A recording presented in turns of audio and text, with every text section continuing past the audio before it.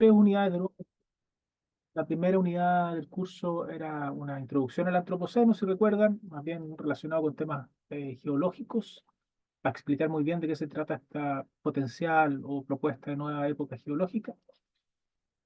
Pasamos a la unidad 2 donde introducimos el concepto de capitaloceno, en contraste con el de antropoceno. Eh, Algunas ideas muy centrales de esto es que en el antropoceno pareciera que la responsabilidad de los impactos socioambientales que hay actualmente en el planeta son responsabilidad de todos los seres humanos y todos los grupos humanos por igual. Y bueno, en contraste con eso, el concepto de capitaloceno indica más que nada, es una forma de argumentar de que existen diferencias entre la responsabilidad de esos impactos, ¿no? En las personas, en los grupos de personas, en los países, en las regiones del mundo, etcétera. Lo más visible de eso tal vez es que, bueno, si cuando se estima la contribución de los gases de efecto invernadero, particularmente el CO2 en la atmósfera, los países, de nuevo, que son considerados como los países desarrollados o del norte global, son los que tienen mayor contribución en esos impactos, ¿ya? Y por el contraste, los países del sur global, mucho menos, ¿no? Y ahora, bueno, otro concepto importante dentro son las justicias e injusticias que ocurren dentro de eso, dado la agenda global que existe por el cambio climático, el calentamiento global. Bueno, un montón de países tienen que cumplir estándares, normas, etcétera, lo cual no quiere decir que esté mal, pero muchas veces los países que han tenido menor responsabilidad en la contribución a estos daños atmosféricos y planetarios son los más perjudicados con cumplir estos estándares. Ujú. Bueno, un poco después, vinculando lo que decía recién José, vimos el concepto de desarrollo sustentable, que es una propuesta que nace, ¿no es cierto?, muy de la mano de Naciones Unidas, en pos de resguardar los recursos que existen hoy en el planeta para las futuras generaciones, lo que ha implicado una serie de acuerdos internacionales, a los cuales se le da seguimiento en distintas instancias, ¿no es cierto?, que son o cada 10 años o anualmente, y ha significado también el compromiso de agendas como la Agenda 2030, que la describimos un poquito la clase pasada con los Objetivos para el Desarrollo Sustentable, ¿no es cierto?, que establece Naciones Unidas, em, que planteábamos en ese contexto como más teórico, sin duda es algo a lo que todos aspiramos, o sea, el fin de la pobreza, el tema del desarrollo de energías renovables no convencionales y un montón de iniciativas que marcan la ruta, digamos, hacia algo aparentemente deseable. Sin embargo, igual vimos el tema de la economía verde de una manera relativamente crítica, como también el capitalismo es capaz de generar un proceso que se apropia, digamos, de estas instancias, de estas iniciativas, en pos de seguir bajo los principios del modelo que tenemos actualmente. Entonces ahí, bueno, describimos algunos conceptos elementales de la economía verde y lo profundizamos en casos o en ejemplos un poquito más concretos.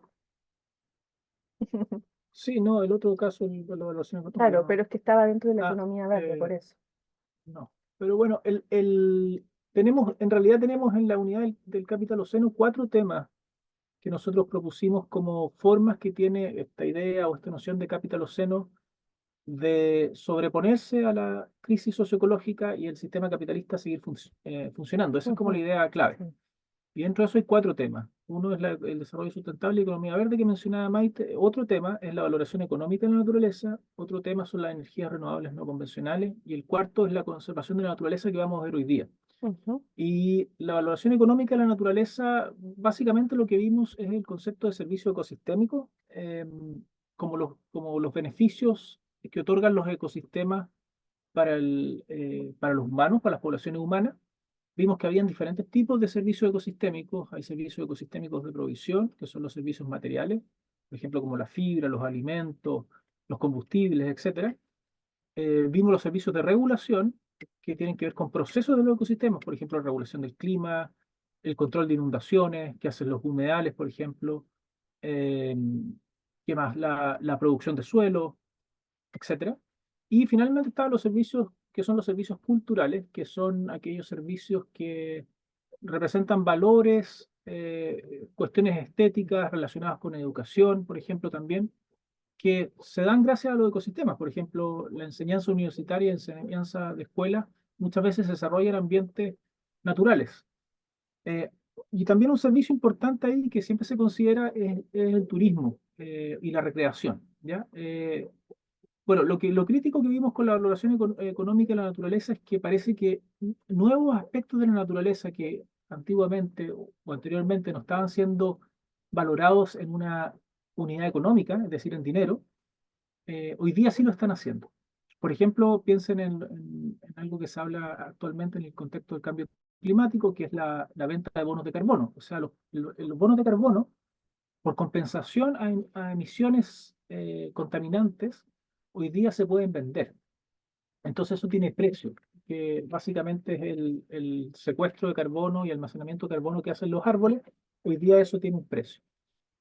Y bueno, y hay visiones críticas con respecto a eso, porque se dice, bueno, ahora la naturaleza todo está siendo visto en métrica monetaria y eso, en el fondo, lo que hace, los incentivos que pone son incentivos relacionados con que si algo es potencialmente económicamente rentable, lo valoro, y si no es económicamente rentable, no lo valoro. Por tanto, no se valora por igual toda la naturaleza. Pero hay otros que piensan que es necesario hacer valoración económica o de los servicios ecosistémicos o de aspectos de la naturaleza, porque es la única forma en que quienes toman decisiones, por ejemplo, piensen en un gobierno regional, un gobierno local o nacional, puedan ver el valor de la naturaleza. Por ejemplo, si no un tomador de decisiones, dicen algunos, si no viera el valor monetario del secuestro de carbono de los árboles, o el valor monetario, por ejemplo, de ciertos aspectos culturales que tienen los bosques para algunas comunidades locales o indígenas, entonces no, en realidad no debería su valor, porque quienes toman decisiones generalmente las toman bajo un análisis costo-beneficio económico. Bueno, el último tema que vimos fue el tema de las energías renovables no convencionales, ¿no es cierto? Y dentro de estos mismos compromisos que se han ido estableciendo a partir de los acuerdos internacionales está el tema de la descarbonización de las matrices energéticas, lo que ha abierto el mercado, sobre todo de la energía, para la entrada de nuevos actores. Tenemos, ¿no es cierto?, una economía bien caracterizada en Chile por la concentración de actores en el ámbito energético que se vio en la década del 90, ¿no es cierto?, con el rol preponderante de Endesa. Y luego se abre paso, ¿no es cierto?, a la llegada de una serie de iniciativas en paneles solares, ¿no es cierto?, en el norte, parques aerogeneradores en el centro sur, y particularmente vimos el caso de las mini centrales hidroeléctricas en el sur de Chile. Este tipo de proyectos o tecnologías en una perspectiva muy amplia encierra una serie de aspectos positivos, ¿no es cierto? No es que la tecnología en sí misma sea mala, sin duda que va a ayudar a descarbonizar efectivamente las matrices energéticas. No obstante, también vimos el lado B de la producción de las energías renovables, particularmente cómo para poder sustentar este tipo de tecnología se requiere de la extracción de minerales raros que se hace en condiciones de explotación en territorios particularmente eh, en China, pienso en el Congo, en distintos territorios, acá el litio en el norte, en condiciones ambientales a veces que no cumplen con un estándar básico e incluso donde no se pueden garantizar los derechos humanos de las personas que están trabajando en la minería y la extracción de estos recursos. Por lo demás, también está esta idea que se asume que las energías renovables no convencionales generan menos impacto socioecológico, menos movilización social. Se asume que son como buenas en sí mismas y a partir de lo que les presentaba, les demostré cómo básicamente no es un tema tecnológico o la crítica no solamente o la transformación no debe ser exclusivamente sociotécnica. Si estamos hablando de una transición energética, también debe ir acompañada de principios elementales de justicia social. Entonces, cuando tenemos los mismos vicios, básicamente, sobre la marginación, la desinformación de las comunidades locales en los procesos de toma de decisiones, no vemos un avance sustancial, tal vez, en aspectos que son deseables en este marco de cambio. Bueno, sin detenernos más en esta síntesis, que ya la tratamos de resumir. Vamos a ir al último punto de esta unidad, de la unidad 2, que es el tema de la conservación de la naturaleza. Y luego de esto vamos a pasar ya de lleno a la unidad 3. Sí, nada más reiterar que quienes quieran comentar algo o... hay un comentario, de hecho, estaba bien. ¿Cómo funcionan los bonos de carbono? Bueno, en términos muy generales, hay, así como existen las bolsas donde cotizan las acciones, las empresas que son sociedades anónimas y abiertas, existen bolsas para bolsas, digamos, financieras, donde se transan lo que se llaman los bonos de carbono. ¿Ya? Hasta mi entender existen dos de ese tipo, una en Europa y otra en Estados Unidos. Em, y básicamente ¿cómo se llama esto? Lo que ocurre es que, por ejemplo, bueno, hay varias modalidades, pero una modalidad muy común es que en algunos lugares existe un máximo de contaminación posible. Por ejemplo, digamos, emisiones de CO2 a la atmósfera por parte de las industrias. Entonces, si una industria realiza desarrolla una tecnología que le permite hacer la misma producción con menos contaminación, ese delta, ese excedente de contaminación que no está haciendo, lo puede vender, ¿ya? O también, por ejemplo, una empresa puede compensar su contaminación, por ejemplo, la emisión de CO2 a la atmósfera, con mantener un espacio, un bosque principalmente, en otro lugar, no tiene por qué ser, puede ser una empresa alemana, por ejemplo, que mantiene un bosque en Centroamérica, Mm. considerando que ese bosque secuestra el mismo carbono que el que está emitiendo la empresa. Entonces, por ejemplo, si una empresa emite X de dióxido de carbono en su proceso productivo, puede mantener, contribuir monetariamente, Ay, porque eso significa lo rica. mismo. Paula Moncada, tienes el micrófono abierto por si acaso. Esa empresa puede mantener como decía, un espacio, un territorio, un bosque, donde se secuestre la misma cantidad de carbono que está emitiendo. Y con eso compensa. Pero de nuevo, si desarrolla una tecnología que le permite producir los mismos bienes y servicios con menos emisiones, entonces puede vender a otras empresas contaminantes su excedente, el delta que se genera en el carbón. Em, Existen programas globales, por ejemplo, como el Red Plus, que fomenta, yo no soy muy conocedor de eso, hasta en el caso de Chile entiendo que no opera tampoco, pero en otros países, por ejemplo, en Costa Rica, me parece, en México, existe un programa global que se llama Red Plus, que en el fondo fomenta este tipo em, ¿cómo se llama esto? De transacciones por compensación de contaminación. Em, Eso, no sé si está, ¿quién había hecho la pregunta? Sí, eso, ¿no? Lo había hecho yo, ¿Sí? Geraldine. que lo leí el otro día por una cantante famosa, por la Taylor Swift, y no entendí a qué se referían con que ella compensaba como el gasto que hace con el tema de los aviones, compraba Mm. bonos de carbón y no, como que me cuesta entender en mi cabeza cómo compras bonos de carbón si estás emitiendo como, no sé, no lo había Claro, escuchado nunca. compensación de emisiones, claro. Es como, por ejemplo, cuando uno hace un vuelo transatlántico, ¿se llama? Si te Sí, cruza el Atlántico. claro, si cruzas el Sí, Atlántico, sí, sí. existe un pago adicional. Tú puedes pagar sobre la tarifa un monto adicional justamente para compensar ese gasto energético que tú estás haciendo al volar. En el caso de los aviones, sí claro, funciona de forma similar. Yo no sé exactamente cuáles serán las acciones, porque eso seguramente depende mucho de la línea aérea, Mm. pero como dice Maite, uno tiene la posibilidad de pagar un adicional, por ejemplo, supongamos un 15 o 20% más por el vuelo. Bueno, primero hay que tener fe en qué es lo que hace la aerolínea con ese 15 o 20% más. Pero se supone que la aerolínea con eso contribuye a la mantención, por ejemplo, puede contribuir a la mantención de ciertos bosques, puede contribuir a la mantención de bosques en el Amazonas para que no sean explotados, de distintas formas. por ejemplo, puede contribuir con los gobiernos locales o con comunidades que viven en torno a sus bosques. Ahí sí que no lo sé, no sé el detalle cómo opera en el caso de la aerolínea.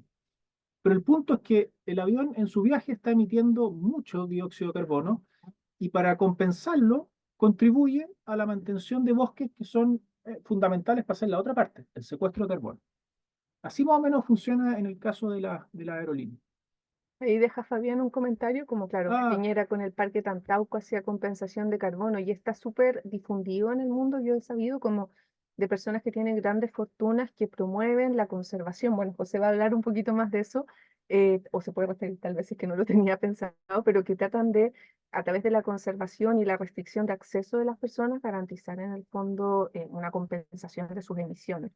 Lo último, antes de darle paso a ujú. José para que hable de la conservación de la naturaleza, es que nos llegó un mensaje al chat, que es un comentario, claro, un poco sobre la desesperanza que se genera a la llegada de los poderes de derecha, ¿no es cierto?, en el Parlamento Europeo, también, bueno, Milei en Argentina, cómo eso nos puede tocar a nosotros acá en Chile, pero lo podemos discutir hacia el final de la clase. Eso. Dale nomás. Ya, sí, bueno, eso con las compensaciones y tiene mucho que ver con la conservación, porque en el fondo, por ejemplo, por una parte, si uno rastrea la conservación de la naturaleza, qué sé yo, en su historia, en principio se veía como una cuestión de la conservación biológica de especies o de ecosistemas, más allá de los beneficios económicos que podía traer. ¿Ya? Y de hecho, los primeros que hicieron conservación fueron filántropos, bueno, todavía existe eso, y hay distintas posturas que vamos a ver. Después, la conservación tuvo un giro más económico, pero en un sentido más material. Por ejemplo, hoy día el ecoturismo, turismo naturaleza o turismo en áreas protegidas eh, es una de las mayores fuentes de ingreso para las áreas protegidas, parques nacionales, reservas, etc. A veces también eso genera conflictos con las políticas o prácticas de conservación. Por ejemplo, en Chile, uno lo puede ver en algunos lugares que son áreas protegidas que son extremadamente masivas, como Torre del Paine, por ejemplo. Torre del Paine, que en la década de los 80 recibía decenas de personas, bueno, hoy día, bueno, no sé, antes de la pandemia al menos, hasta el año 2019, recibía 300.000 personas por temporada. Entonces, bueno, ahí pasaban varias cosas. Uno, que bueno, CONAF en este caso, que está a cargo de la administración del parque, tenía muy poco tiempo y recursos para atender cuestiones de conservación y más que nada tenía que atender cuestiones relacionadas con el turismo. Otra cosa, que el turismo generaba impacto sobre la conservación. En el caso de Torre del Paine, lo más visible en los últimos 15 años han sido 3 incendios que quemaron 45.000 hectáreas del parque.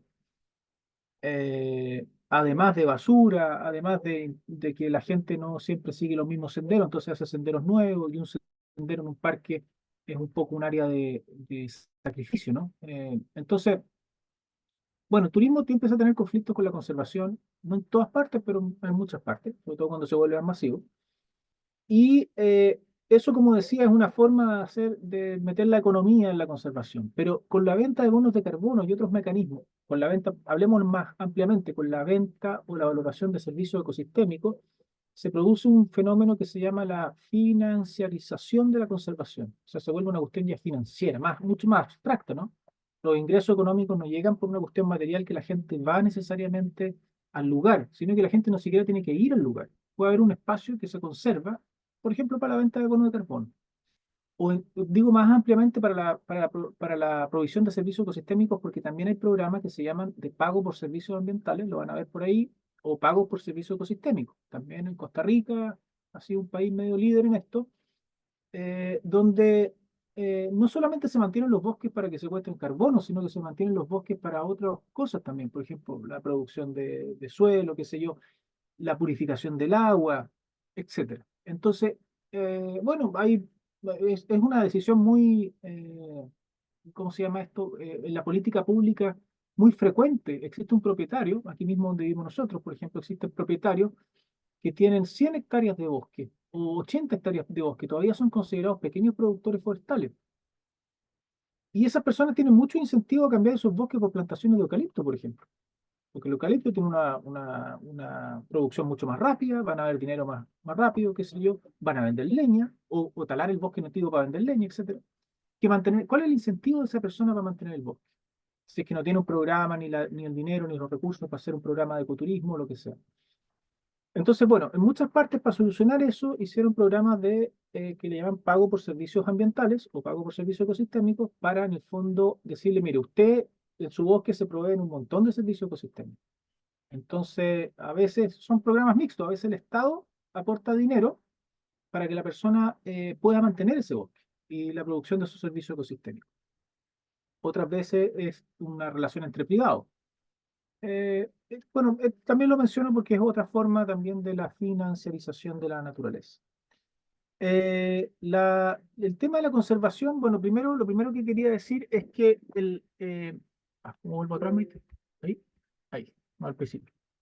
Es que normalmente cuando se crea un área protegida y la administración de un área protegida, eh, se considera generalmente como algo positivo, ¿no? Es raro que alguien considere negativo. Bueno, los que tienen negocio en la zona, por ejemplo, no sé, pueden considerarlo como negativo. Pero las personas comunes y corrientes consideran como más en el contexto actual que es algo positivo.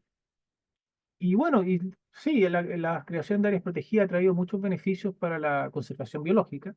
Hay mucha documentación al respecto. Hay alguna documentación crítica también, que dice, bueno, sí, ponemos un poco en duda también que el establecimiento de áreas protegidas haya traído tantos beneficios a la conservación biológica.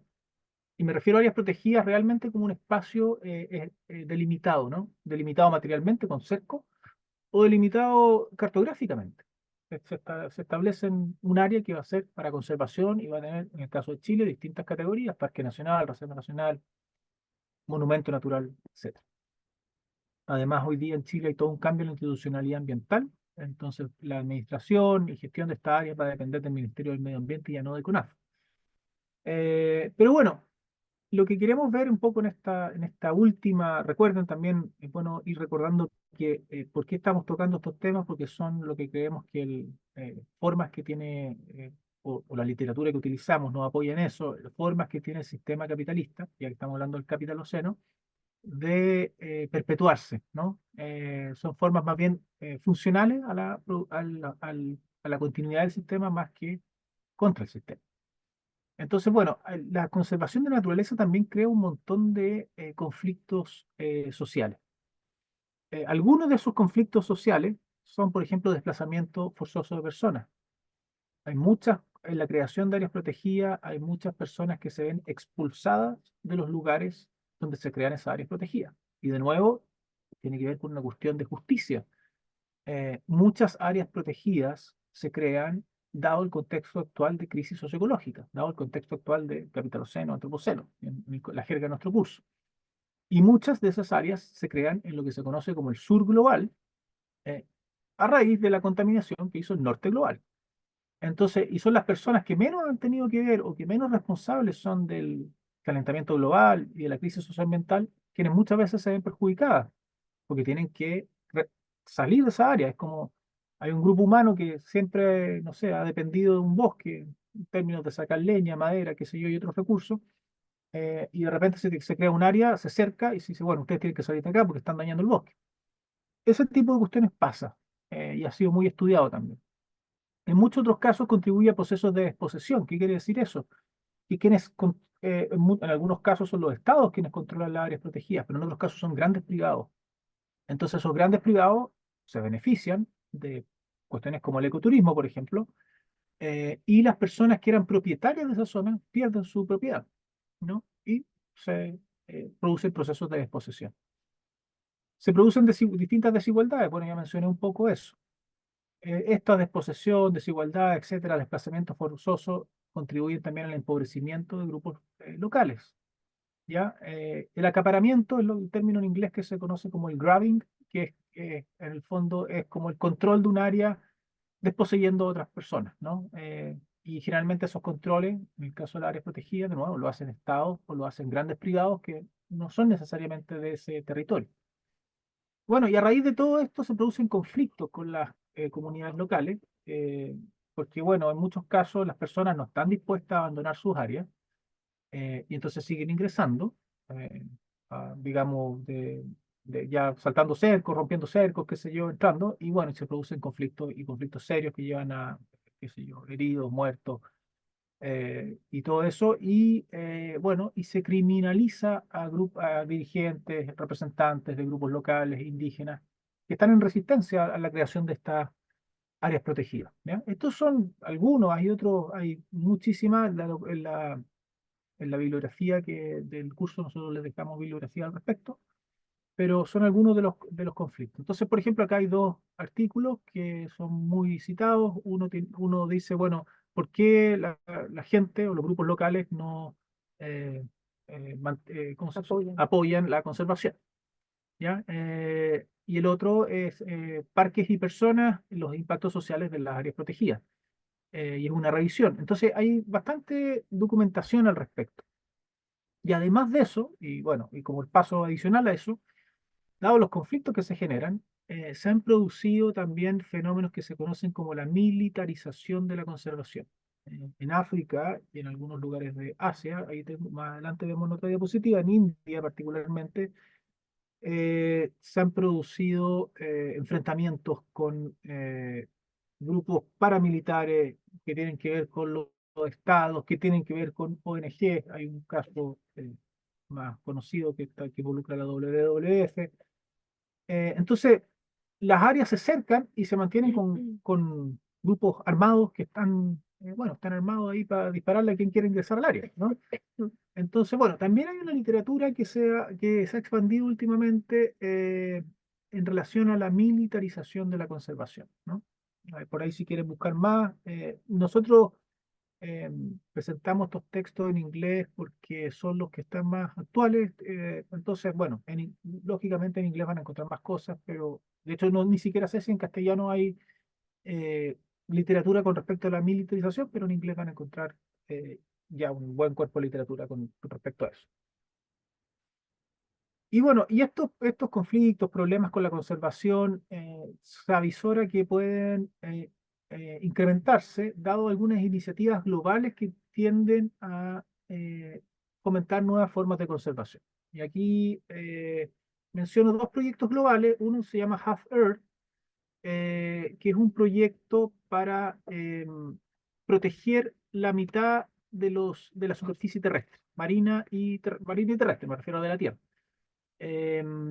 Ya, pero bueno, y esto está liderado por un científico, y este grupo plantea que en realidad, en este contexto de nuevo global de crisis socioambiental, en el contexto del antropoceno, se requiere la mayor protección de los ecosistemas, llegando a un 50, incluso algunos dicen un 60% por lo que plantean, lo cual de nuevo va a significar todo lo que mencioné antes, desposesión, desplazamiento de personas, etcétera.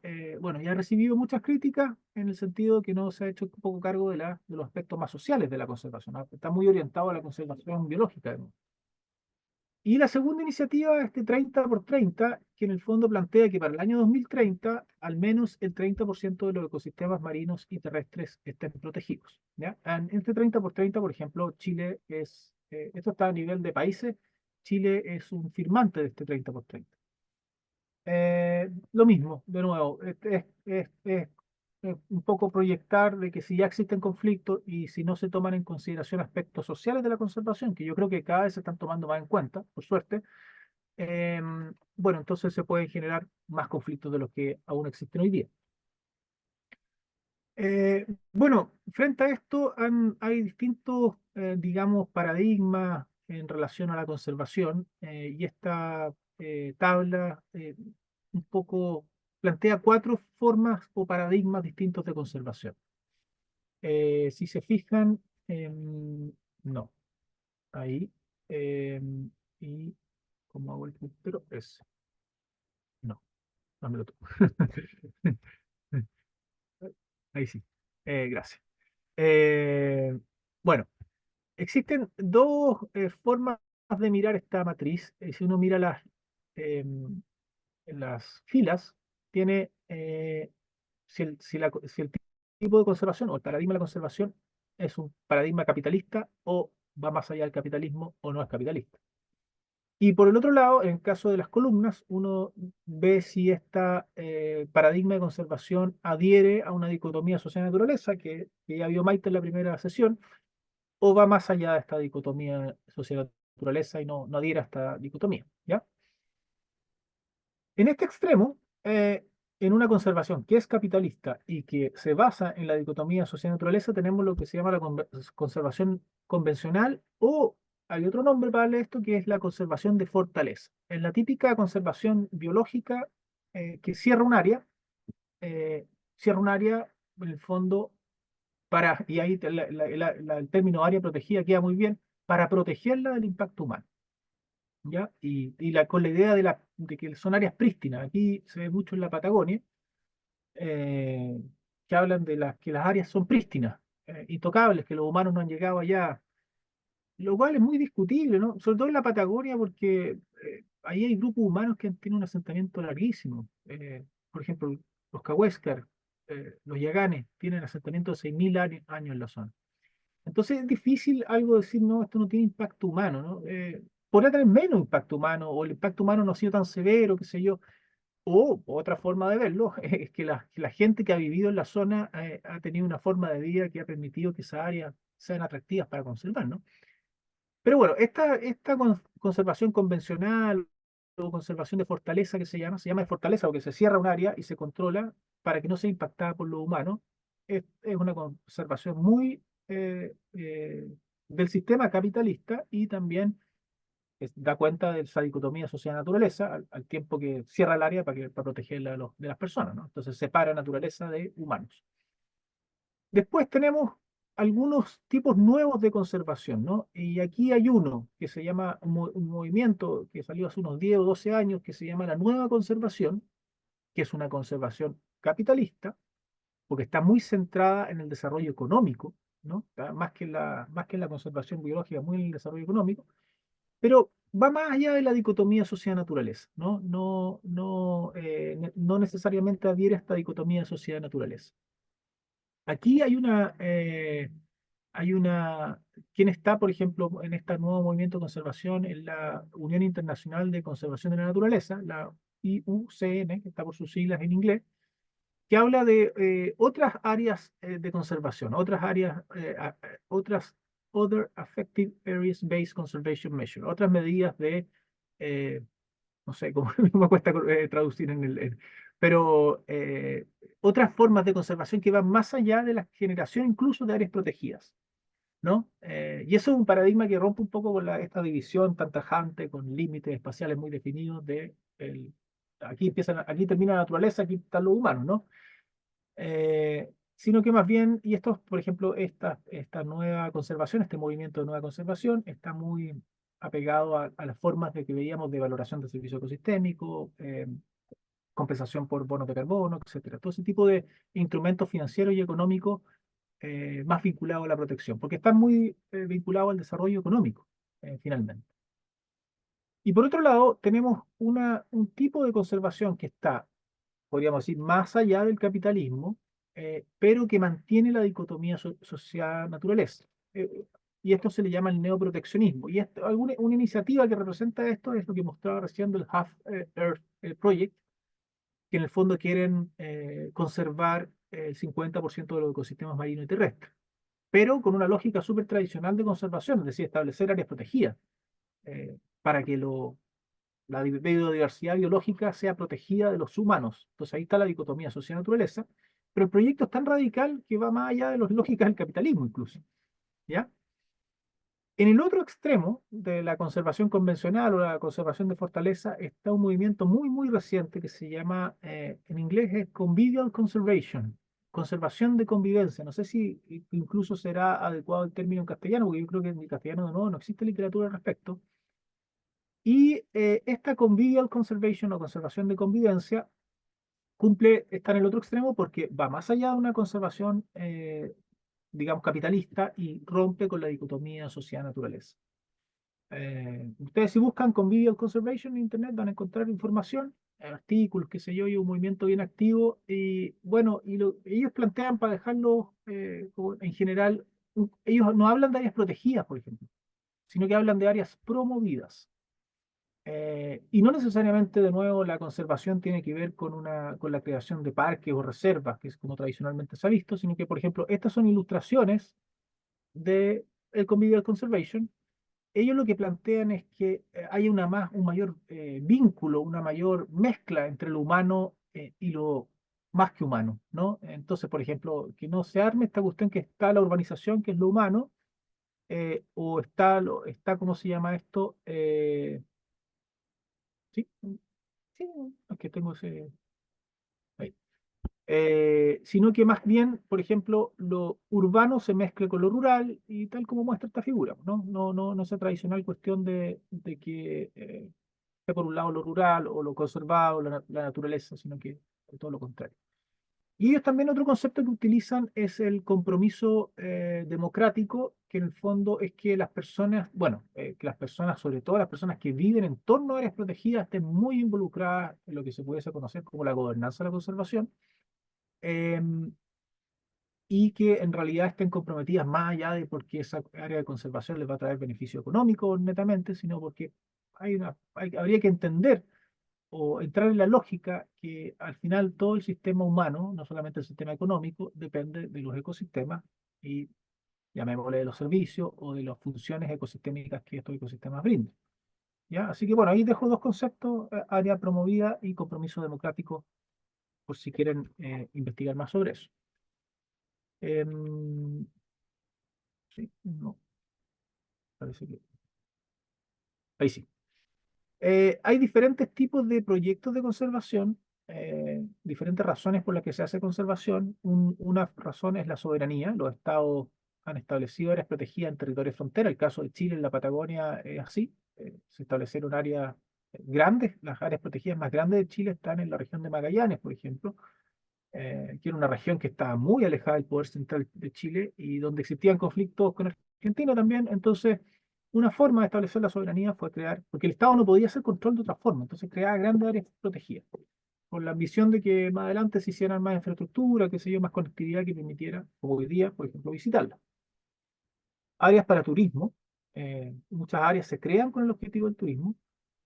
Bueno, y como decíamos antes, hay acuerdos internacionales que escapan o sea, van más allá de los estados, por ejemplo, en el caso de las compensaciones por contaminación, qué sé yo, o por el actual contexto de cambio global, que hace también la creación de áreas de conservación. Pero de nuevo, esto genera resistencia en grupos locales indígenas, ¿ya? Bueno, mencionaba, voy a pasar rápido eso, la soberanía de los estados estableciendo áreas protegidas. Este es un mapa de la región de Magallanes, para que ustedes vean todo lo que está verde, y hay unas cosas que están en azul, pero se nota poco, son áreas de conservación en la tierra y en el mar. Alrededor del 60% de Magallanes son áreas de conservación. De toda la superficie de la región son áreas de conservación. Em, y bueno, si se fijan acá, bueno, no sé, aquí está el canal de Beagle, acá hay una gran área también, que es un área que no es un área nacional. Todo esto, esta mancha que está más mayoritariamente en el mar, es una reserva de la biosfera, que es un área decretada por la UNESCO, aplicada por Chile, sí, pero decretada por la UNESCO. Son 5 millones de hectáreas, la mayor parte está en el mar, pero también incluye toda la isla de Navarino, el canal de Beagle, qué sé yo, y parte de lo que es el Parque Nacional Alberto de Agustín. Bueno, acá también vive gente, ¿no? En toda esta parte. Entonces, muchas veces esta conservación está, bueno, cuando se hicieron estas áreas, por ejemplo, todo lo que es el Parque Nacional Bernardo O'Higgins, antiguamente lo que era la Reserva Forestal Alacalufe y el Parque Alberto de Agostini, nunca se consideró que había gente habitando esos lugares. Para que ahí tengan una visión súper clara de la lógica de conservación de fortaleza que aplicó el Estado, no considerando ni siquiera que vivían personas. Em, El turismo también es ¿cómo se llama esto? Una forma de- o un objetivo para crear áreas de conservación. Y bueno, aquí hay un turismo, en el caso este que muestro en la imagen, es un turismo en Tanzania, pero pensado para personas que tienen altos ingresos, o sea, un turismo de alto ingreso, en el fondo. Y bueno, estas áreas se financian, que son generalmente hay áreas privadas que se dedican a esto, se financian a partir de este turismo de alto ingreso. en algunos casos hacen safaris, que sé yo, es una conservación media rara porque conservan especies para que ser cazadas. Bueno, y ahí empiezan todos los conflictos con los grupos locales, con los grupos locales que son los que tienen que ser desplazados, no pueden ingresar a los lugares que siempre ingresaban, etcétera, etcétera. Como que le achacan a ellos que hacen los mayores impactos en los ecosistemas, pero bueno, hay gente que vivía siempre en esos lugares. Yo creo que esto me lo voy a saltar porque si no, aquí tenía un pequeño video, pero lo pueden ver ustedes porque la presentación queda. No, No lo van a poner. ya. Es para que vieran en el fondo eh, cómo, cómo funcionan estas áreas lujosas de turismo natural. Ya, gracias.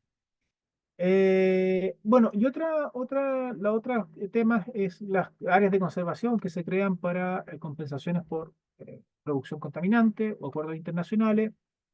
Y aquí hay un proyecto que es una iniciativa que se llama High Ambition Coalition, que está como en esa lógica también, ¿no? Y que está en esto que mencionaba yo del 30-30, que al 2030 se conserve el 30% de los ecosistemas marinos y terrestres. ¿Ya? Eh, Esto también podemos soltarlo y sí, y pasamos a la... Ah, no, pero parece que saltamos dos, ¿no? Ah, no, sí. No, está bien. Bueno, esto ha generado, como decía antes, resistencias de grupos locales y grupos indígenas. Acá hay un artículo de Raycraft que retrata un poco esta resistencia de los grupos a las áreas de conservación. Por ejemplo, en este caso en particular, bueno, ahí va a quedar el artículo también, si ustedes lo quieren leer. Cuenta de un área de conservación que fue creada y que al principio tenía eh, qué sé yo, el apoyo de los grupos locales, porque los grupos locales pensaron que se iban a ver muy beneficiados por esta área, pero en el transcurso del tiempo fueron viendo que el área, que es un área marina, empezó a ser más una traba para su propio desarrollo que algo que fomentara su desarrollo, ¿no? Entonces empezaron a crear todo tipo de resistencia. En el artículo le llaman algo así como formas diarias de resistencia, que no son no una resistencia tal vez eh, tan explícita, pero a través de distintas formas de no cumplimiento de las normas del área, ellos empezaron a resistir el establecimiento de esta área. Y bueno, y esa historia se repite en muchas áreas protegidas a lo largo del mundo. Hay grupos que son José, exclusivos. ¿Sí? sí, hay una pregunta en el chat. Sol pregunta si Ecuador no hace ese tipo de conservación. Eh, ¿Cuál tipo de conservación? La conservación, ¿se puede especificar, por favor? Sol, ¿estás por ahí?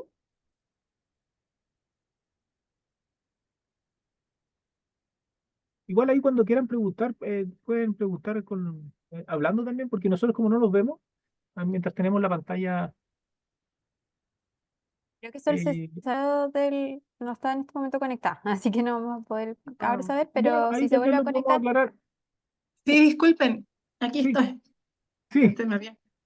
Era, sí, sí. era, no me acuerdo cómo se llamaba, pero era el tercer tipo de conservación que tú parece que tenía que ver con este cambio global o venta de bonos de carbono. No, no entendí bien, pero me acordé de que parece que Ecuador tiene un gran parque nacional que es súper importante, una reserva, y que parece que ha estado recibiendo dinero por no explotarlo, algo así. Parece que hay petróleo, algo así.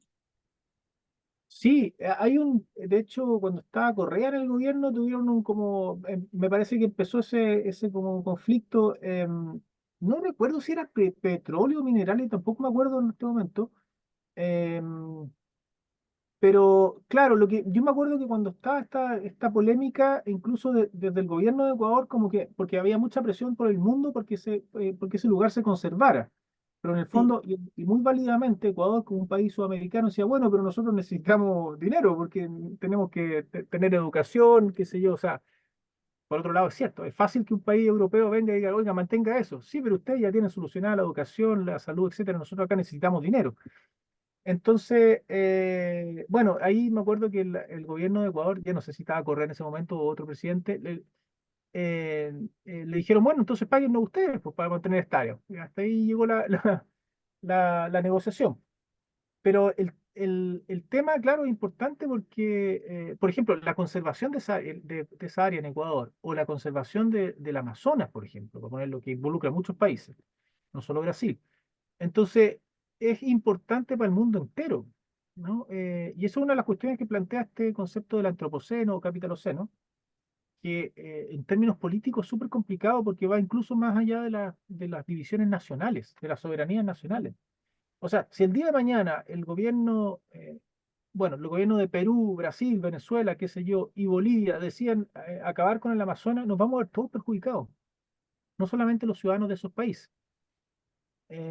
Entonces, bueno, es complicado porque yo creo que es una de las cuestiones que en la política internacional, y sobre todo en la política de la conservación, y por eso se llegan a acuerdos, se va un poco más allá, los temas son como temas transnacionales, porque, porque sí, que los ecólogos, qué sé yo, y cientistas sociales también que están metidos en el tema, saben que los impactos, por ejemplo, de talar un bosque son impactos globales. Y esa es la gracia o sea, una de las características fundamentales de esta idea del antropoceno. No son impactos locales. Así que bueno, eso es lo que, la verdad, solo no tengo más antecedentes de eso, pero sí me acuerdo de esa área que tú mencionabas y me acuerdo de esa polémica en particular.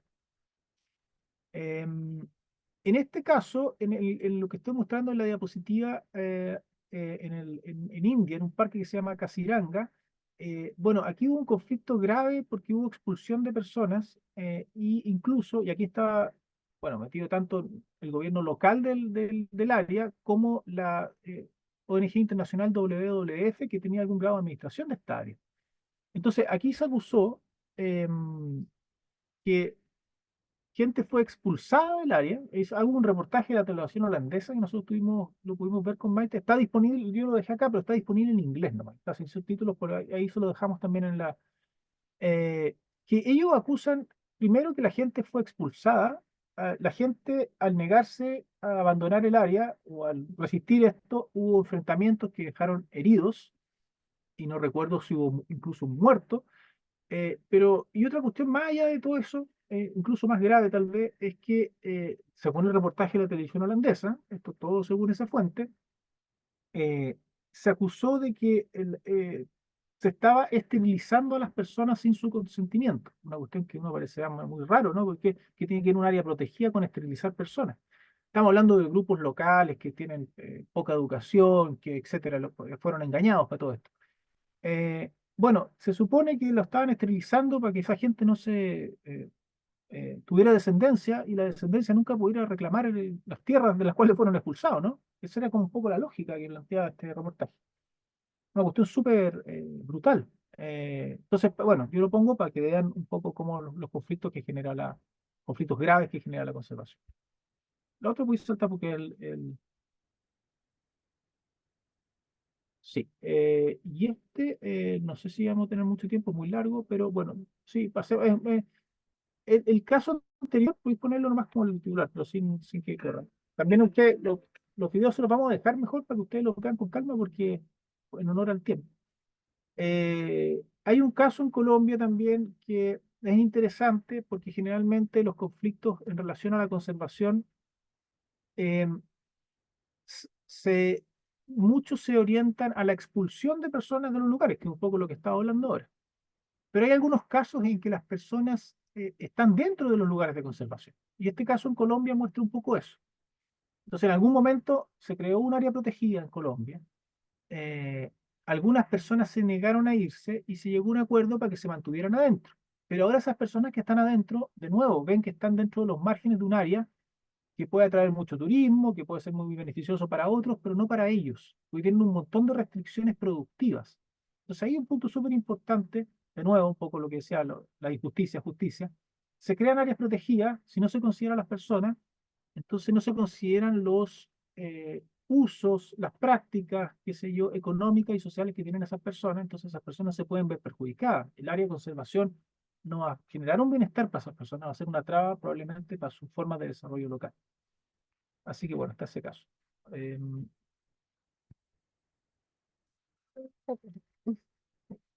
y finalmente, hay incluso increíblemente, pero se da también, hay áreas protegidas que son escondites para grupos armados también, ¿no?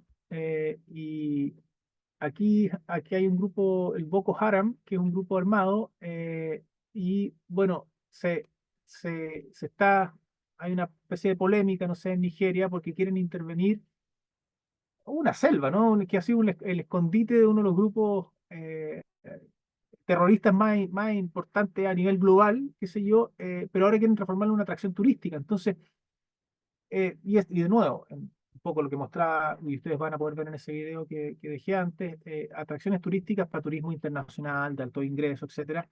Probablemente, si eso se desarrolla, va a generar un conflicto aún mayor. Pues, lógicamente, este grupo, y no está bien que el grupo esté ahí, si yo estoy de acuerdo, pero este grupo se va a resistir a eso.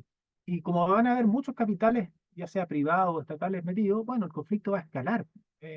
No sé, puede meter el ejército paramilitar, etcétera. Un poco en el caso de Colombia ha pasado con grandes extensiones de selva, que parte de ellas eran áreas protegidas, y bueno, y estaban grupos, sectores controlados por guerrilleros. Pero también lo dejo de otra forma más incluso extraña, qué sé yo, de vincular la conservación con aspectos sociales, donde de repente hay grupos que se esconden en áreas que son protegidas porque son lugares seguros como escondites, qué sé yo.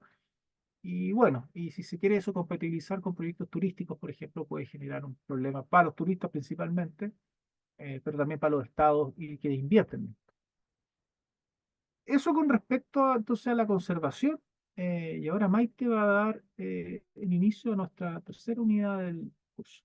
Bueno, les decíamos al comienzo del curso que nuestra idea era terminar, no tan decepcionados o desesperanzados con respecto a la situación que estamos viviendo a nivel global con la crisis socioecológica, pero también con todos los conflictos que devienen de los intentos incluso de conservación, como bien describía José. Entonces, cuando propusimos y diseñamos este curso, bueno, veamos que también hay salidas, hay un montón de alternativas, aunque a lo mejor requieren mayor difusión, requieren propagarse un poco más, pero hay gente que está viviendo. A mí me gustan mucho las ilustraciones, ahí les dejo este trabajo que plantea que otro mundo ya existe, o sea, que no hablemos de que existen alternativas o que hay que un proyecto de desarrollo, la verdad es que hay iniciativas concretas que existen y que necesitan ser un poco reveladas, multiplicadas y es en función un poco a eso a lo que nos vamos a referir. Obviamente, esta unidad también tiene un componente teórico para dar inicio. Yo me voy a acercar un poquito a lo que es la crisis planetaria y la reconfiguración de las relaciones sociedad-naturaleza. La próxima clase vamos a ver alternativas de organización económica, la economía ecológica y el de crecimiento. Y para poder avanzar en el tema de la crisis planetaria y la reconfiguración de estas relaciones entre sociedad y naturaleza, un tema fundamental que debiera ser abordado es el tema de la ecología política feminista, el ecofeminismo también, y el poshumanismo, que son distintas corrientes de pensamiento que proponen un cambio radical de conciencia que nos invitan a pensarnos más allá del especismo. Eso es algo que voy a empezar a tratar hoy día y como les comento, la economía ecológica y el de crecimiento, que son otros temas que abordaremos en esta unidad, lo dejaremos para la siguiente clase. Entonces, voy de lleno con el tema. Me gustaría partir explicándoles algo bien importante y que tiene que ver con el trabajo de la socióloga María Mies. Les voy a leer una cita de ella, quien dice que en el transcurso de los últimos 4 o 5 siglos, las mujeres, la naturaleza y las colonias han sido externalizadas, declarándolas ajenas a la sociedad civilizada, al tiempo que se han visto empujadas a la oscuridad, invisibilizadas como si fuesen parte sumergida de un iceberg que resulta invisible aunque constituya la base del resto. Para poder explicar un poco esta cita es que les voy a detallar de qué trata el modelo iceberg de economías patriarcales capitalistas. Es que es una representación metafórica de la estructura y funcionamiento de la economía bajo estos sistemas. Y este modelo básicamente lo que plantea es que existe una parte visible, que es superficial, y una parte sumergida u oculta de la economía. En la parte visible del iceberg, que a ver si puedo poner el láser también, aquí, esta sería, digamos, el color naranjo y el color rojo sería la economía visible o superficial. Se encuentra el mercado laboral formal, ¿no es cierto? Todo aquello que tiene un contrato laboral, que es remunerado, que históricamente ha sido también un tema, un trabajo dominado por hombres y que también es visible ante las estadísticas, ¿no es cierto? También entran dentro de la economía visible o de la superficie, la producción industrial y de servicios, que son sectores reconocidos en el PIB. Ahora, en la parte de la economía sumergida o oculta, tenemos lo que son las economías informales de subsistencia, perdón, antes dije naranjo, era solo el rojo la punta del iceberg, esa es la economía formal. Todo lo demás es la economía oculta. Entonces tenemos las economías informales de subsistencia, son actividades básicamente no registradas, agricultura de subsistencia, los mercados informales, el trueque, tenemos el trabajo doméstico de cuidados no remunerados que hoy en día tiene bastante visibilidad en el gobierno, que está reconociendo la importancia del labor del cuidado, a la cual también históricamente han sido quien provee el cuidado las mujeres, ¿no es cierto? De niños y de enfermos. También están los trabajos voluntarios, trabajos comunitarios, cada vez en mayor desuso, cada vez existen menos voluntarios, pero aún existen, y sostienen la vida comunitaria, las redes sociales también. Y en la base de la pirámide ustedes pueden ver la naturaleza, que es algo que hemos venido tratando en clases anteriores cuando nos referíamos a la naturaleza barata, ¿no? Esta idea de que la naturaleza es una fuente infinita de recursos y que uno puede llegar y tomarla sin coste alguno. Este modelo lo que ha tratado de puntualizar sobre todo es cómo el trabajo femenino, sobre todo el trabajo de las mujeres, ha sido ignorado en estadísticas oficiales y eso ha ido evidentemente perpetuando las desigualdades de género. Y obviamente también se produce una valoración económica sesgada, porque solo se considera valioso aquello que puede ser medido a través del Producto Interno Bruto. Todo lo demás se asume casi como una tarea que debemos realizar, casi por ser mujeres simplemente. Y al no reconocer, al estar todo esto que aparece en la base de la pirámide no reconocido, implica obviamente que se socava la sostenibilidad ambiental, social, ecológica, ¿no es cierto? Profundamente, como hemos ido viendo a lo largo del curso. Esta pirámide, bueno, ahí aparece, la principal autora es María Mies y Vandana Shiva, y me voy a referir un poquito a estas dos autores, han sido bien importantes en la propuesta del ecofeminismo, que básicamente es una corriente de pensamiento ambientalista de corte feminista que aparece en Europa a fines del siglo XX y que se inspira muchísimo en las luchas contra la destrucción ambiental que tienen lugar en los 70. En India hubo un movimiento importante de mujeres que defendía sus bosques de la deforestación. Obviamente también en América Latina vimos una serie de luchas ambientalistas. Y es un concepto que se acuña por François de Boin en el año 1974. Y parte de una visión de mundo que básicamente considera que los seres humanos somos sociales, somos seres biológicos, sociodependientes, ecodependientes, una mirada más ecocentrada, por así decir, y que básicamente propone observar críticamente el patriarcado, porque no solo está sometiendo a las mujeres, ¿no es cierto?, sino que lleva esta reflexión feminista del sometimiento de las mujeres al sometimiento de la naturaleza. Em, las autoras ecofeministas han examinado el efecto que tienen las categorías de género para demostrar diversas formas en que las normas sociales van a ejercer un dominio injusto sobre las mujeres y la naturaleza, y proponen una visión alternativa que vuelva a valorar la tierra, particularmente como algo sagrado. A diferencia de lo que se ha visto en Europa, donde el ecofeminismo nace mucho más ligado a la academia, al desarrollo intelectual, en Latinoamérica esto ha venido mucho más aparejado a la praxis política de grupos de mujeres de sectores económicos bajos, digamos, de mujeres de mujeres indígenas, mujeres pobladoras, las que han llevado el ecofeminismo más en la práctica, ¿ya? Y un punto importante también a destacar es que cuando uno habla de ecofeminismo, en realidad debiera referirse a ecofeminismos, porque existen un montón de categorías. El que habitualmente es más conocido es el ecofeminismo cultural o idealista, en el que se asume polémicamente, obviamente, que las mujeres, por nuestros rasgos biológicos, es decir, por nuestra capacidad de procrear, por tener un útero y poder reproducirnos, tenemos una relación más íntima con la naturaleza. Entonces, por lo mismo, estamos en una posición mejor para poder liderar las luchas por la defensa de la naturaleza. Este es un debate que también ha sido observado críticamente por las autoras feministas occidentales, que justamente han cuestionado las tareas reproductivas de las mujeres. Entonces, ha armado bastante polémica esta visión del ecofeminismo cultural. Está el ecofeminismo espiritualista de países empobrecidos que se vincula bastante al ecofeminismo cultural, pero más que esencializar la relación de las mujeres con la naturaleza, se enfoca particularmente en las mujeres empobrecidas, en principios de justicia social que han derivado de lo que Vandana Shiva denomina como el mal desarrollo, el cual les voy a explicar en un ratito más. También existe el ecofeminismo constructivista.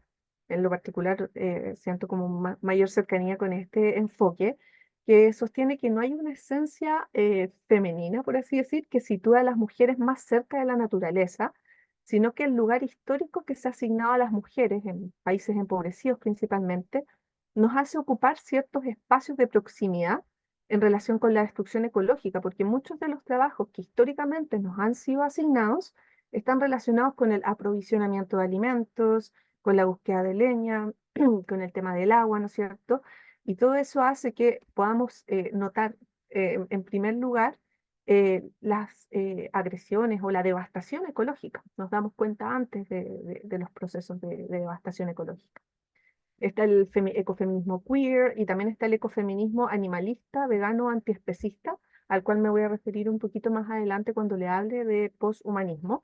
Pero es básicamente un ecofeminismo que empatiza o vincula las luchas feministas con la explotación de los cuerpos de las mujeres con la explotación de los cuerpos de los no humanos, particularmente los animales y cómo hemos sido cosificados mujeres y animales y la naturaleza en función del beneficio económico de ciertos sectores, ¿cierto?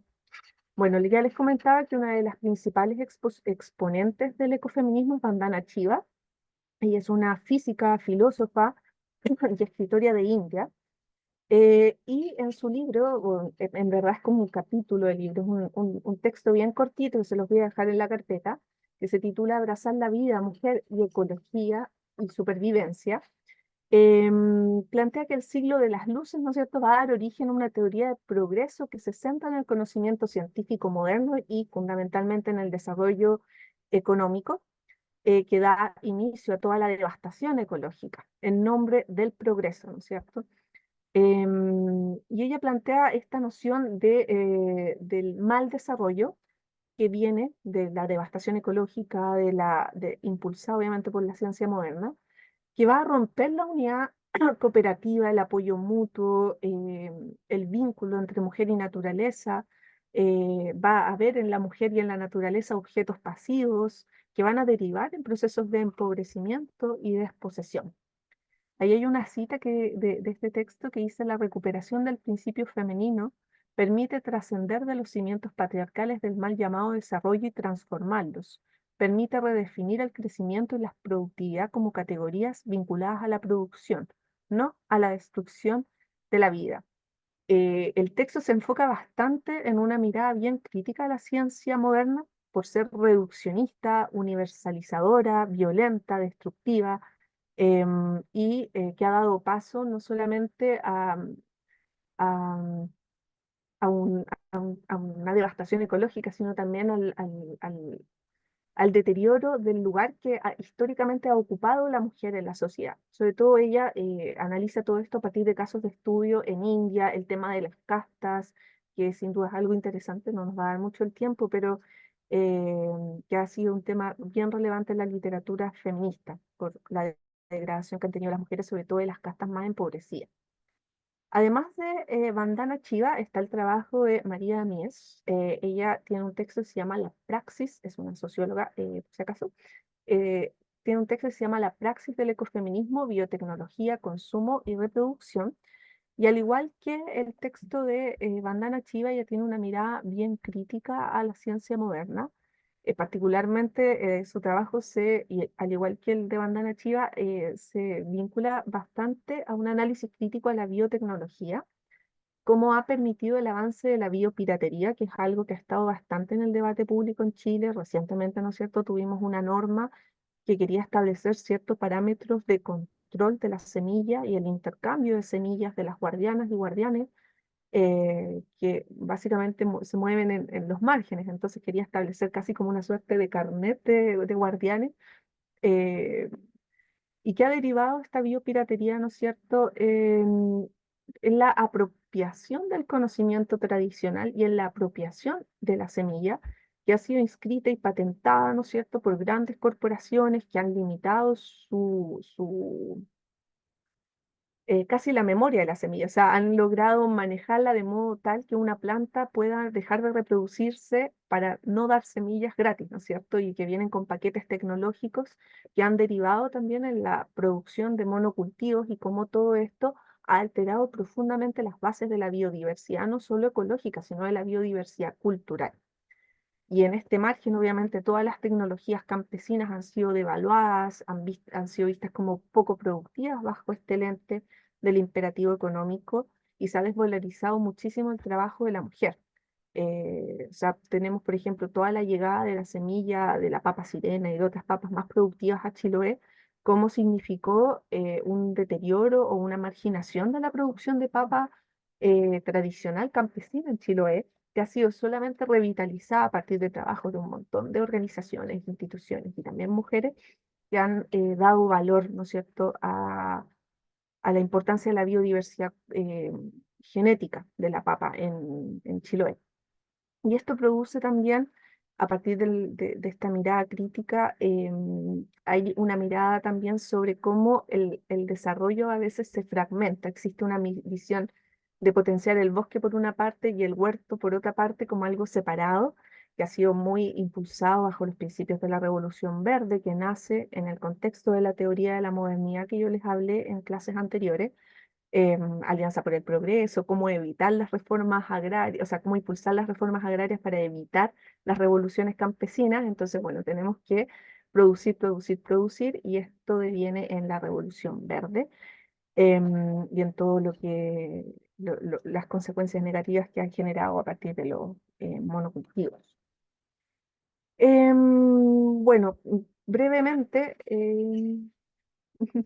brevemente me gustaría resumir algunos debates importantes de las teorías feministas en el estudio de temas ambientales, particularmente la economía política, la ecología política feminista latinoamericana. Tenemos como gran exponente ahí en feminismos territoriales a Astrid Ulloa, que básicamente ha planteado que todas las luchas campesinas de las mujeres afrodescendientes también han estado por el cuidado del territorio y han levantado esta idea de la defensa de la vida. O sea, como no solamente significa resistir el avance del capitalismo, sino de defender la vida. En otra vereda tenemos el trabajo de las investigadoras y activistas decoloniales, anticoloniales de América Latina, que han analizado diversos procesos de dominación de las mujeres indígenas a través de los feminismos comunitarios, que lo definen como una propuesta epistémica antipatriarcal que permite comprender y revertir la posición de las mujeres en un contexto histórico que nos ha situado en opresión. Pero lo interesante de esta propuesta, particularmente del trabajo de Paredes y Guzmán, de Julieta Paredes, es que miran críticamente también esta idea de que es a partir de la colonización que viene la opresión patriarcal. Ellas hablan del entronque patriarcal para referirse también a la existencia de un patriarcado ancestral que se va a complementar con el patriarcado occidental para ejercer una doble dominación sobre las mujeres latinoamericanas particularmente. Y algo, bueno, estos son solo dos feminismos de la ecología política feminista que alcanzo a referirme, pero existen varios otros, pero sí comparten un tema que es más transversal, que tiene que ver con la interseccionalidad.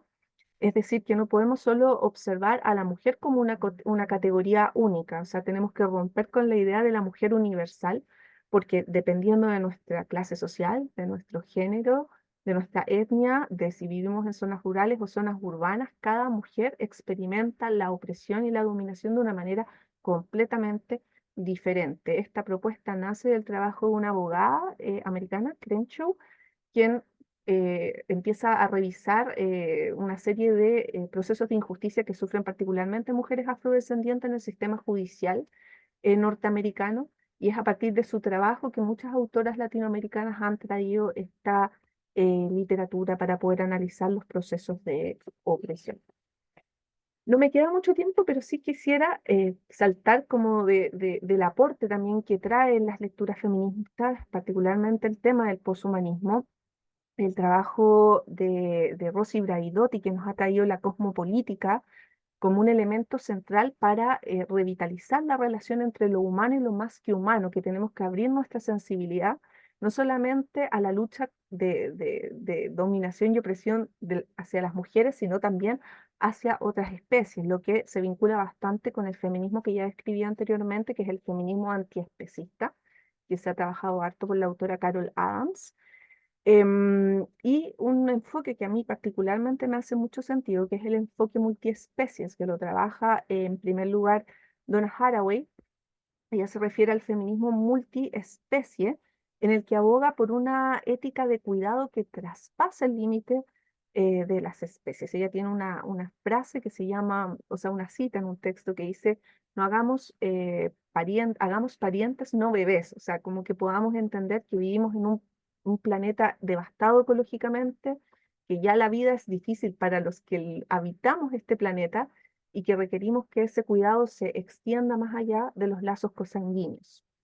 Y ella tiene un concepto que es el storytelling, cómo contar historias que nos hablen de estos vínculos, de estas relaciones entre especies, em, para salir de las miradas tan humanistas de derechos humanos y de cuidado, de garantizar nuestra supervivencia, que depende absolutamente de la supervivencia de otras especies de igual manera.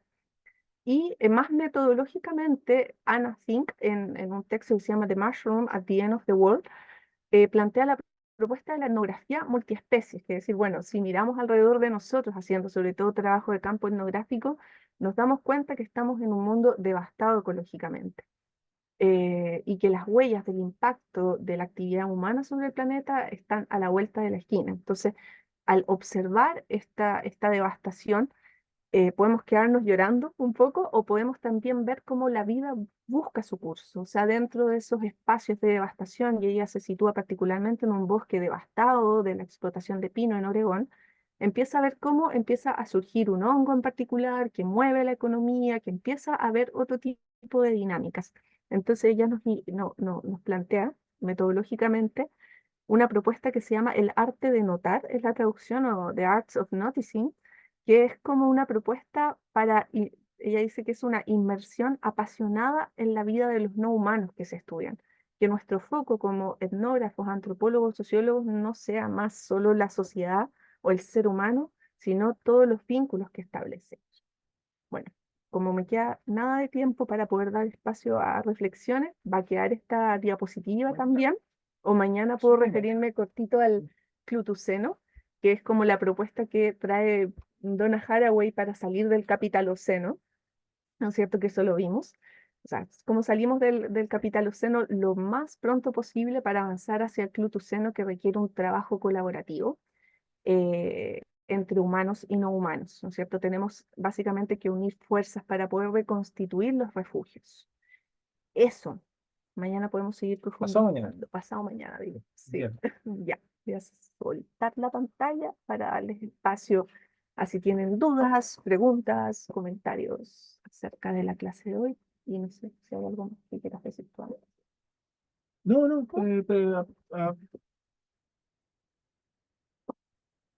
preguntas nomás. Aquí había una de Sol que no viste, que dice, ¿pueden mencionar un poquito qué son los derechos reales de conservación? Bueno, yo no, la verdad que no he escuchado más lo que me ha interesado sobre eso, así que no podría mencionarte mucho. Pero entiendo que tiene que ver con las formas de conservación privada ahora, algunas formas de conservación privada que se están ocupando. Tal vez alguien sabe ahí. ¿Sí? ¿Alguien quería? ¿Sí? Por ejemplo, ahora lo que va a pasar es que, supongamos, hoy día igual existe conservación privada en Chile, lógicamente, hay varias áreas privadas, y que muchas de ellas se agrupan en una red que se llama así Conserva Chile. Pero hoy día, como existe el SNASPE, que es el Sistema Nacional de Áreas Silvestres Protegidas, que está administrado por CONAF, esas áreas privadas no están incluidas dentro del Sistema Nacional de Áreas Silvestres Protegidas. Y ahora, ¿cómo va a existir? Existe ya el sistema de la el SBAP, que es el Sistema de la Biodiversidad y Áreas Protegidas, que va a estar controlado por el Ministerio del Medio Ambiente. Tanto áreas privadas como áreas públicas van a pasar al control del Ministerio del Medio Ambiente. Y entiendo que en ese cambio de gobernanza o de administración o institucional, existe lo que se llaman los derechos reales de conservación, pero la verdad que no tengo más antecedentes. Puede ser algo que podemos averiguar mejor de aquí al viernes y podemos responder tu pregunta. Voy a anotar, de hecho. Mm, Ya, muchas gracias. ya. Hola, ¿puedo hacer una pregunta? Sí, obvio, Geraldine. ¿Sí? Me pongo al tiro Es que después. la que hice la pregunta como por el tema anterior, lo que vimos en la clase pasada, porque, bueno, yo vivo en la región del Biobío. Como saben, tuvimos unas inundaciones del terror eh, la semana pasada. Y es segundo año que nos pasa porque netamente aquí lo que está afectando es el tema de los forestales. Yo entiendo que cada territorio tenemos nuestros conflictos. Yo creo que el conflicto principal acá que yo observo, porque yo vivo acá hace 4 años y como que todavía estoy ambientándome, eh, el impacto de las forestales, porque los incendios, nosotros el año pasado tuvimos incendio 3 semanas. Y ahora las comunidades que se están inundando son las comunidades que justamente fueron donde fueron los incendios. Y como que de repente me siento frustrada porque veo que está este avance, lo que te decía, de la extrema derecha, que está avanzando por todos lados y que claramente no es como una tendencia política que le importe mucho el medio ambiente. Y te frustra un poco porque sentís que eres como nada, antes como, o sea, aquí hay movimiento ecológico, hay como grupos que se organizan, pero pasa mucho eso que tú explicaste, Maite, de tu tesis, de que hay desinformación, que no te explican las cosas, que no hay una cerca de la comunidad, por más que lo tratas de ser, por ejemplo, una concejala que trabaja harto acá en eso. Entonces llegan y se instalan después proyectos y cosas que ahí se vieron. También, por ejemplo, están tratando como, aquí tenemos humedales, yo vivo en Chihuayante, que está como 40 minutos de Concepción.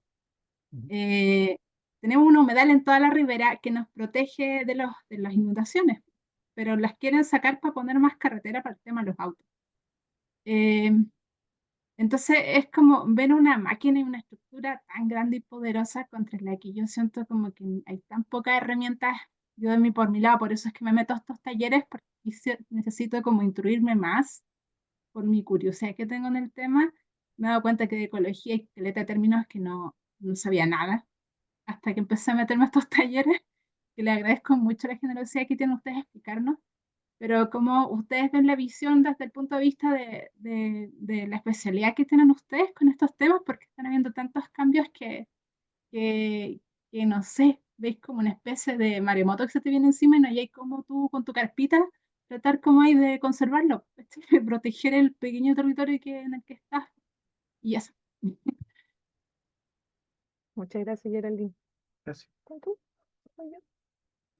Bueno, sí, pues conocemos la zona ahí con Maite, y sí, nosotros nos hemos movido harto el centro sur de Chile, más o menos, más o menos hemos estado en territorios bien, con harta densidad de plantaciones también. Cosa que aquí en la región de los ríos, donde estamos ahora, rompe un poco el esquema. Hasta la Araucanía está bien plantado todavía y acá no tanto. Han avanzado en algunas partes, sí, pero bueno, hay otros problemas acá, como lo que contaba Maite con la hidroelectricidad, por ejemplo. Eh, pero bueno, o sea, nosotros siempre, y cuando hacemos el curso, porque claro, uno cuenta mucho de desastre socioecológico, que es parte de lo que explica el antropoceno, capitaloceno, pero claro, llamamos a no tener tanta desesperanza, pues nosotros al menos tratamos de ser más positivos y ahí, claro, hay que ver bien. Bueno, pensamos que los cambios tienen que ser al menos a dos niveles, ¿no? Cambios que sean, podríamos llamarle estructurales o institucionales, y al mismo tiempo cambios en las personas, cambios locales también. A veces los primeros no están al alcance de uno, porque las cosas no funcionan como uno quiere nomás, pues, y hay gente que tiene otros intereses, y entonces a uno no le queda más que hacer cambios en su ambiente más cercano. Y a veces está todo en contra, eso es cierto. Pero bueno, muchas veces pequeños cambios, no siempre, pero muchas veces pequeños cambios van sumando más gente. Y ahí, como comentaba Maite en esa última parte, hay ya mañana, o sea, perdón, el viernes vamos a dar otro ejemplo. Ya en este mundo del antropoceno o el capitaloceno existen otros mundos también, paralelos, y siempre hay mucha teoría al respecto, por ejemplo, Mm, en relación que uno de repente dice, bueno, el capitalismo, todo mal, etcétera, y nos está avasallando, pero igual el capitalismo convive con un montón de modos de producción que son más invisibles, porque son más mm, pequeños, que tienen menos difusión, pero que a veces funcionan y a veces funcionan increíblemente en algunos lugares. claro. Eh, Revierten las cosas. Entonces, bueno, yo iría por ese camino nomás, como al final uno de qué puede hacerse cargo, de los cambios que puede hacer uno nomás. Ojalá que los que están arriba y que hacen los cambios más institucionales también lo hagan en ese sentido, pero como te digo muchas veces no ocurre. Ahora, bueno, en ese sentido, si esos cambios institucionales, si uno quiere que surjan, es bueno también, de repente, yo creo que lo mejor hoy día en este mundo es trabajar en redes y buscar gente que está haciendo cosas parecidas y ahí yo creo que hay más posibilidades de hacer cambios.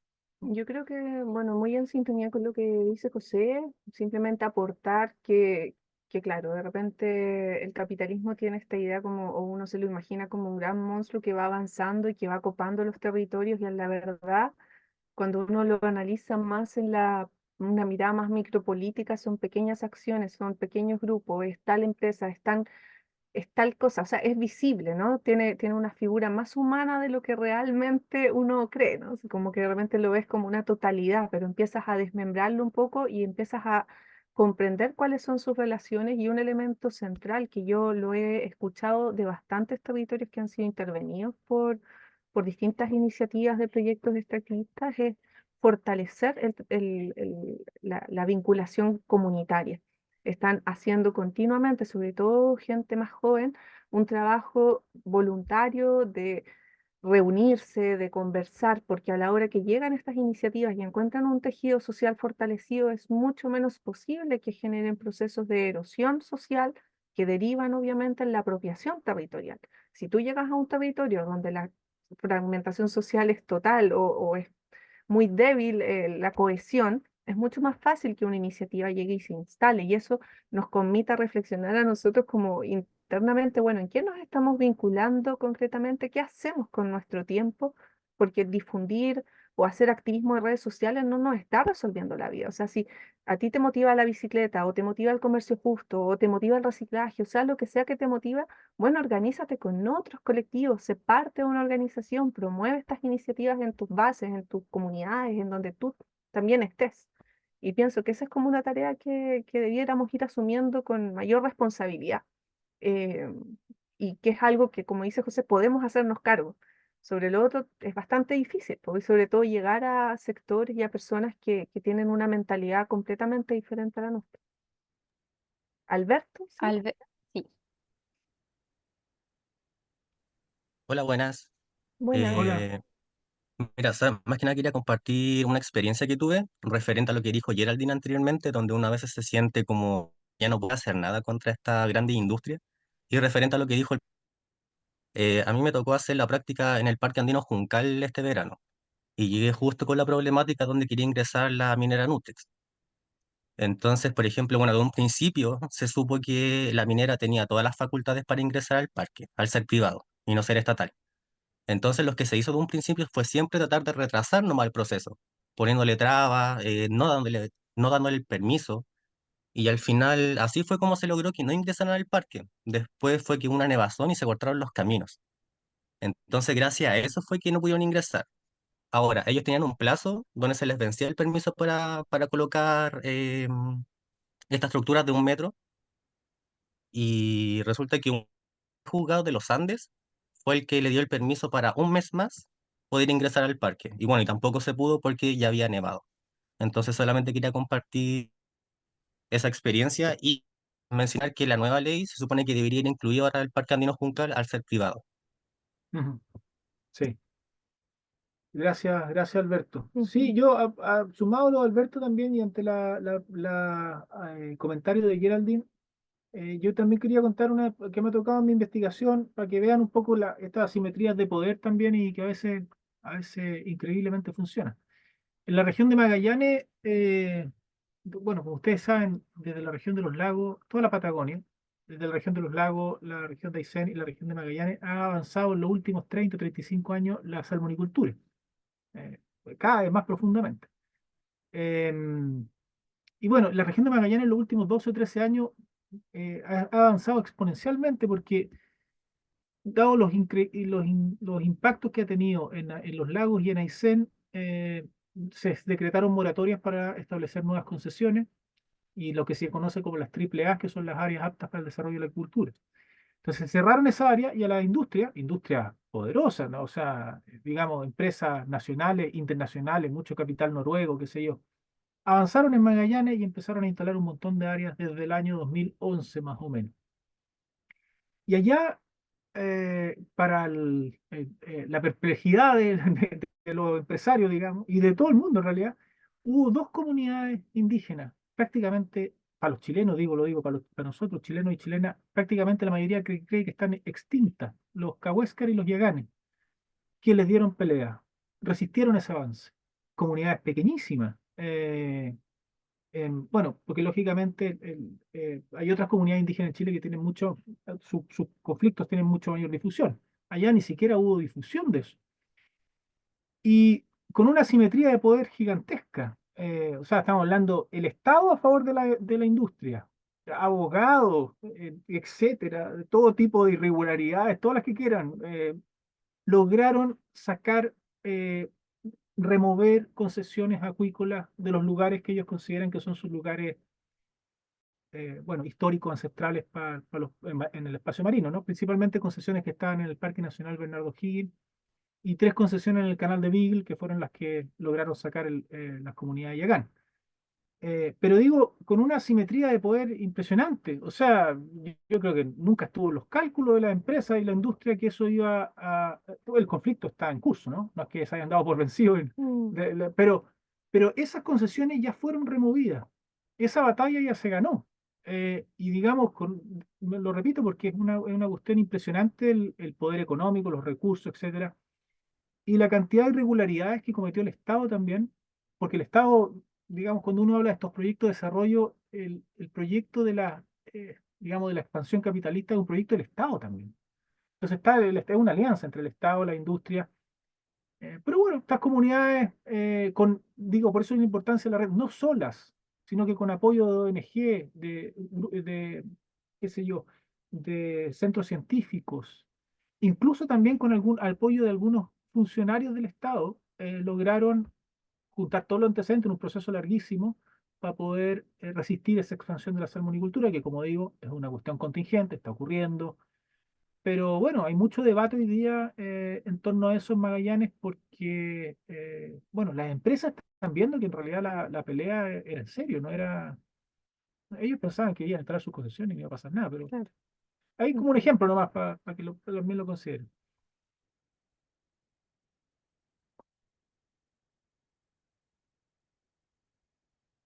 Estamos ya pasados la hora. Sí. No sé si hay más, tal vez un tiempo para una última pregunta, comentario, si no, para ir cerrando hoy día, nos Creo deberíamos que de nuevo Sol al quería viernes. comentar algo y, Sí, Sí, y con eso sí, vamos pues. cerrando. Ya. ya, la verdad es que no lo tengo muy elaborado, pero no quiero irme con la sensación de sentir en algunos momentos, y perdón si paso por un momento pesimista, es solo un momento, en general creo que no lo soy, en términos de que es como, pucha, a propósito de estos ecofeminismos, que sea por una cuestión biológica, porque tenemos útero, sea porque los trabajos que se nos han asignado históricamente, sea por el motivo que sea, es como, pucha, somos nosotras las que, y nos enorgullecemos porque somos las que tenemos que llevar la batalla para la lucha de los conflictos socioambientales. Y es como yo digo, como que hay un momento en que yo digo, no, basta, o sea, ya estamos lo suficientemente cansadas, agotadas de ser madres que somos jefas de hogar, que llevamos a nuestras familias, que somos responsables de nuestros hijos, que somos padres y madres a la vez, en fin, de tantos padres ausentes, ¿cierto? Sin ninguna contribución, ni siquiera solo financiera, sino que de apoyo emocional u otros a los hijos. Entonces también llega un momento en que digo, o sea, está súper bien. Yo trabajo en temas ambientales y también siento que tengo que hacer una contribución ahí como no solo una vocación, sino que una responsabilidad, etcétera, con ganas de aportar y de cambiar las cosas tal como están. Pero también me pasa con el tema del voluntariado. O sea, ya también hoy día la misma vida moderna, el mismo capitalismo nos imprime la necesidad de trabajar 8 horas diarias, de que las distancias son cada vez mayores a los trabajos, de que hoy día, por ejemplo, acá en Viña del Mar, donde estoy, el tema de la locomoción colectiva es tremendo, tremendo. La clase trabajadora sale a trabajar a las 7 de la mañana, señoras con discapacidad, adultas, niños, niñas que tienen que salir a un paradero que está rebalsado de gente para que cada media hora pase una micro, que de verdad que yo he visto gente con muletas subirse a la escalera colgando en la parte de atrás de la micro porque las micros no dan más. Entonces, bajo ese régimen, ¿cierto? De lunes a viernes, ¿cierto? Para que el fin de semana solo ocuparlo en hacer tareas domésticas, compras, para poder llevar de nuevo otra semana con esos ritmos, además que se nos imprima esta responsabilidad y muchas veces desde las mujeres nos enorgullecemos porque somos ecofeministas y no somos nosotras las que vamos a llevar adelante. Entonces, como, ay, no sé, ¿será que yo estoy muy cansada hoy día? Y yo no sé, pero me pasa eso. Muchas gracias, Sol, por la reflexión. Al menos yo la comparto completamente y creo que por eso mismo ha sido tan polémico este ecofeminismo tan esencialista, porque justamente dice, bueno, ¿por qué vamos a tener que además de asumir las consecuencias nefastas de la devastación ecológica, tener que resolverla? O sea, como al final es nuestra responsabilidad, tenemos que liderar esos procesos. A mí me gustan mucho más las miradas feministas que abogan por lo comunitario y sobre todo cómo nos involucramos hombres y mujeres, porque hoy día a mí me ha pasado ir a instituciones públicas, oye, quiero hacer un estudio, tiene un carácter feminista, habla con la colega. O sea, el hombre como que inmediatamente se hace a un lado cuando estamos hablando, y a lo mejor, bueno, con José siempre reflexionamos, el tema del feminismo, a lo mejor como concepto, ya no nos está siendo útil porque nos separa a hombres y mujeres, y lo que queremos justamente es abogar por una mirada colaborativa, de que sean relaciones de igualdad, ¿no es cierto? Bueno, ¿qué hacemos para que los hombres tampoco se sientan marginados y sientan que ellos no tienen una responsabilidad en garantizar aspectos de avanzar en una igualdad y compromisos con el medio ambiente también? O sea, yo comparto absolutamente tu crítica y creo, por lo mismo, que también me gustan estas miradas un poco más poshumanistas, que incluso nos mueven, nos sacan un poco de esta idea que tenemos que garantizar, por ejemplo, el agua para consumo humano. O sea, sí, bacán, pero tiene que ser priorizado eso. ¿Qué pasa con todos los otros especies, con todos los ecosistemas? O sea, si al final comprendemos la vida como un elemento relacional, en el fondo no debería haber esta jerarquía de lo humano por sobre lo demás tampoco. ¿Querías decir algo? No, no, gracias Sol por la reflexión igual. En la clase del viernes vamos a ver tal vez algo que les contribuya como para organizar ideas en torno a que hay otras propuestas. Claro, nosotros damos propuestas que no somos los responsables tampoco de implementarlas porque nadie nos hace caso probablemente, pero, pero hay otras propuestas que están más organizadas en teorías, qué sé yo, y metodologías que pueden ser útiles. Lo que pasa es, claro, hay muchos intereses de otro tipo, pero lo que tú dices tal vez puede hacer sentido con lo que vamos a ver el viernes, porque una cuestión fundamental es reorganizar la economía también. Y claro, no hay tiempo para, o sea, sueldos que no tienen ninguna realidad con el costo de la vida en este país. Ninguna. Es una cuestión realmente absurda, ¿no? Y ojo que no pasa en todos lados, eso es importante tenerlo en consideración. Pero aquí se pagan sueldos que no tienen ninguna relación con lo que cuesta vivir acá, en el país. Entonces eso está mal, muy reñido con cualquier lógica, más allá, incluso más allá de cuestiones de justicia, incluso está reñido con la lógica económica eso. Pero, y bueno, y la gente no tiene tiempo, si está todo por lo mismo, que los sueldos no alcanzan, hay que trabajar todo el día, y uno ve todo el día, sale a la calle y ve personas, hombres y mujeres, ya que debiesen estar descansando de toda una vida de trabajo, tienen que seguir trabajando, porque si no, no tienen ingresos, pues, y eso lógico que no está bien y bueno, lo que vamos a comentar tal vez el viernes puede hacer sentido para organizar algunas ideas, cómo podemos hacer cambios. Y darle las gracias y los comentarios también a Astrid, que cuenta que tiene un grupo de lectura y bueno, ahí son iniciativas que son importantes, ¿no? Así se van sumando cosas y yo creo que lo más importante es apuntar a cambios pequeños y así al menos uno o una está más tranquilo, que al final es lo único que puede dominar, ¿no? El resto, uno no puede dominar las acciones ni los discursos de otras personas. Y bueno, hay que tratar no sé, generar espacio, este mismo espacio o los espacios que ustedes cuentan ahí en los comentarios, yo creo que son valiosos y bueno, van a ir sumando cosas. Muchas gracias. Gracias. Gracias a ustedes. Bueno, entonces, a partir de esta conclusión, ¿cierto? Damos el cierre a la sesión de hoy. Tenemos que ir cerrando porque estamos ya pasaditos en el Sí. tiempo. Em, y solamente me falta decirles que hice las consultas respecto a la cantidad de posibles inasistencia y cómo se relacionaría con el cambio del calendario de la clase de mañana, que ahora está movida para la clase de este viernes. Y me indicaron la parte académica de la audición ambiental que se sigue contabilizando como que ustedes pueden tener 2 inasistencias sin contar la del viernes. En el fondo, como esto es un cambio que acabamos de hacer, no va a ser contabilizado como una inasistencia en caso que no pudieran asistir el día viernes. ¿Ok? Igual va a ir todo por correo para que lo tengan más claro. Así que eso, quería agradecerles por su participación y cualquier duda estamos en contacto. Gracias. Y Gracias. ya, ojalá vengan Una- todos y todos el viernes. Sí, para cerrar ¿Sí? más bonito esto. Tengo una pregunta corta, es que quedé con duda porque la primera clase dijeron que iban a mandar como algo para confirmar que habíamos asistido a clase y nunca me llegó nada, entonces como que no entendí esa parte. Lo que pasa es que al final del curso se les pide que ustedes llenen un cuestionario para evaluar su participación. Nosotros vamos todas las clases a través del Zoom bajando la asistencia al encuentro y de esa manera, perdón, a este espacio. Y a partir de eso vemos su asistencia y a la vez les pedimos después responder una encuesta. Eso sería. Así que entiendo yo que se envía al final. ¿Se entiende mejor ahí? ¿Geraldine? O sea, se va a enviar al final del curso, cuando Sí. terminemos el viernes. Eso, ya, ahora entiendo. Gracias. Vale, Eso. gracias. Ya nos vemos el viernes, que estén bien. Que estén muy bien. Chao, Chao, chao. Chao, chao. chao. Chau.